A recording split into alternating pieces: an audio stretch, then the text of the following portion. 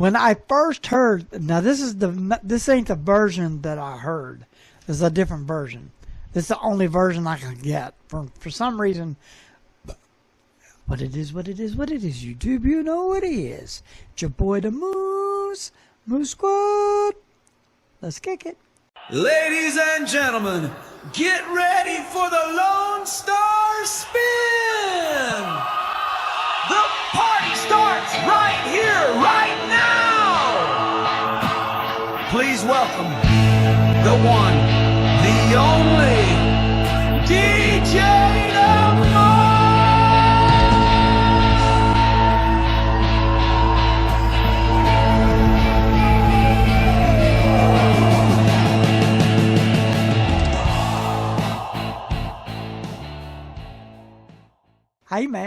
Hey man, welcome back to the channel.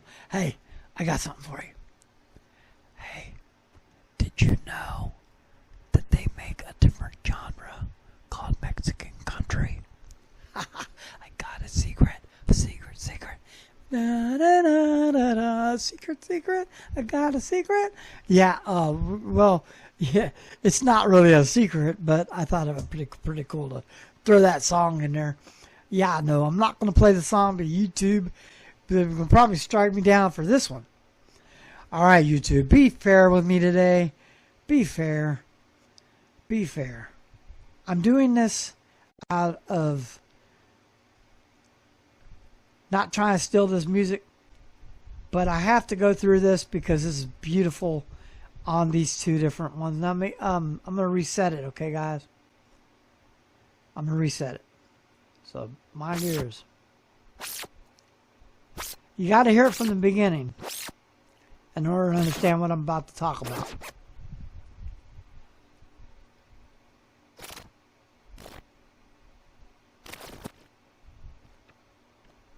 Okay, y'all ready? So what we're going to do is we're going to play the original for a few seconds, and then we're going to play the Mexican country style one next. So let's get into the original version of Achy Breaky Heart by Billy Ray Cyrus. Billy Ray, if you're listening to this, I'm not knocking you, man. It's a beautiful song.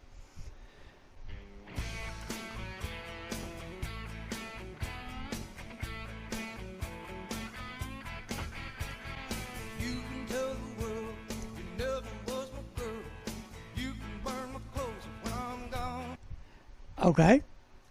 You can burn the clothes while I'm gone. My achy breaky heart. I just don't think you'd understand. No, don't tear my heart. My achy breaky heart. You might as well just kill the man. Okay, ready? Okay, now this is No Rampos Mas Mayas Pobro Corazon. I probably pronounced it wrong. Forgive me, DJ Study Miles. Now listen to it.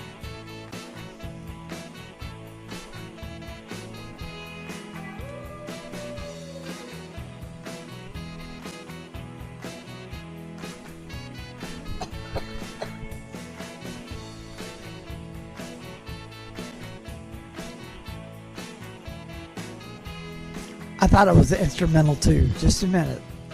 I really did, actually. I was like, what the hell did I do?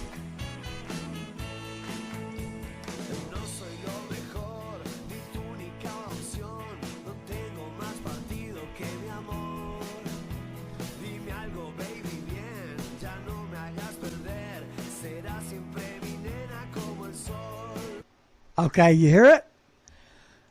You hear it? Now, when I first heard, now this ain't the version that I heard.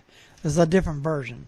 This is the only version I can get. For some reason, I was having a problem getting this one.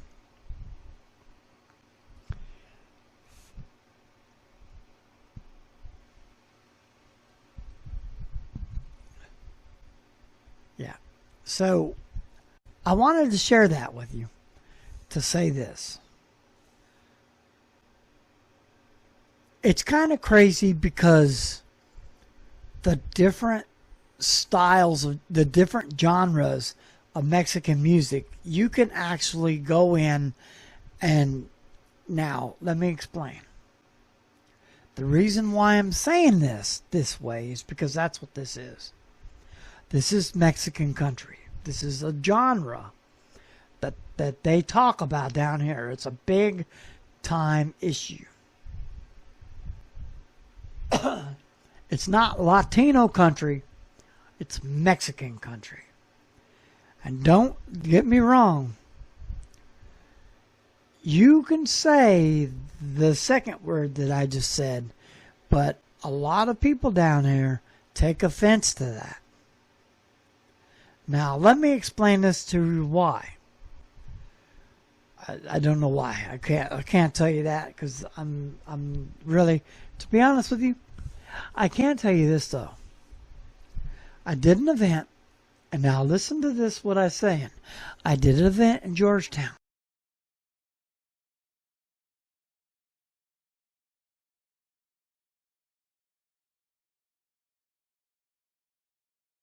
To Texas because they're American. Y'all know that, right? Puerto Rican is American. So is Guam. It's American. There's a lot of different islands that are American islands. They can come over here all the time. She came over here, and he works in construction. And so she told me, she goes, we sat down for the meeting, and we talked about the different kinds of music that her daughter wants.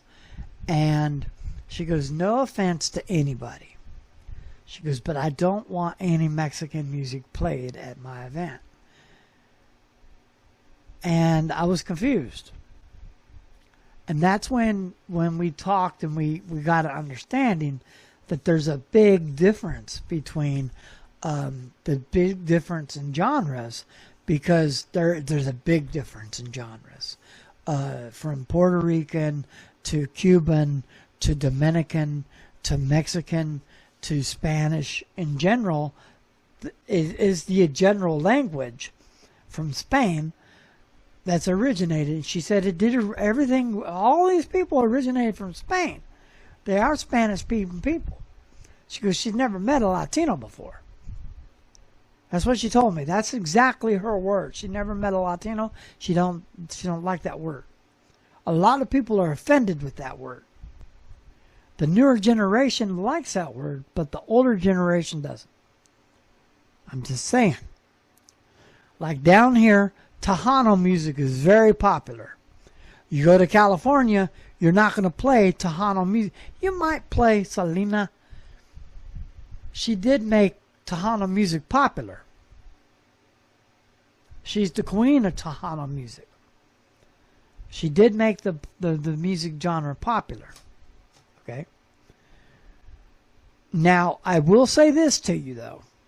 To be fair, it was hard. And I'm going to explain that a lot of men didn't want the women in that market. It's a cutthroat market, I'm telling you. It is a big time. There's a lot of stuff going on with that. But it's true. And there's a big difference between this. Now, if you go to, if we actually took a trip in a car and we went maybe 80 miles west of here, we would get to a town where sheep are there.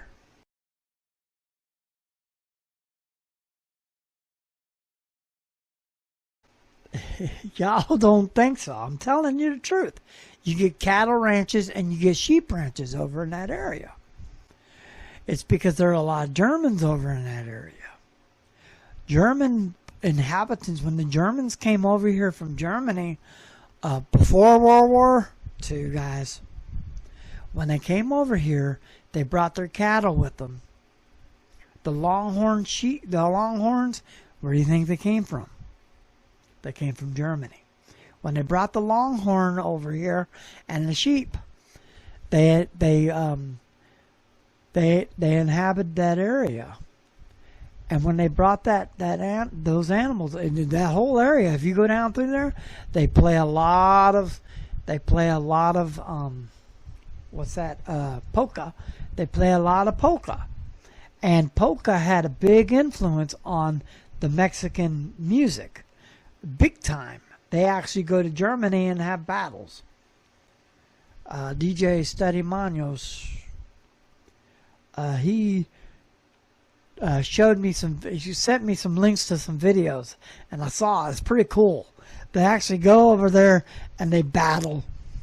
And it's funny because if you actually hear some of the Germans speaking Spanish, it's like really cool. I mean, it's really cool to hear Germans with that deep German Spanish accent. It's awesome. But anyways, I wanted to do this video because it's kind of neat living down here in this area. A lot of y'all don't get to experience this. A lot of y'all come down here and you come to Austin, or you stay on 6th Street thinking 6th Street's the best place, and it's like going to Memphis to whatchamacallit, the blues area there, Beale Street or whatever it is. Yeah, I think it's Beale Street. You go down to Beale Street and that's it. That's all you want to do. Or you go to New Orleans, and you want to go down to the French Quarter. And that's all you do is you go down to the French Quarter thinking that's what New Orleans is about. But you failed to realize that these places try to pack you into a tourist trap.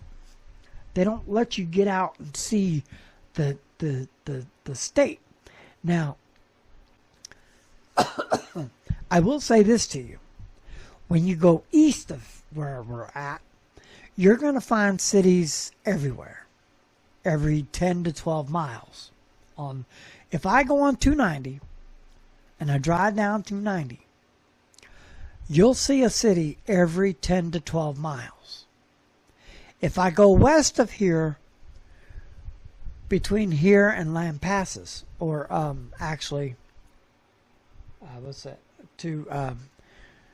if I go down to I-10, I'm going to use I-10 as a prime example. If I go down I-10, you're going to go all the way down to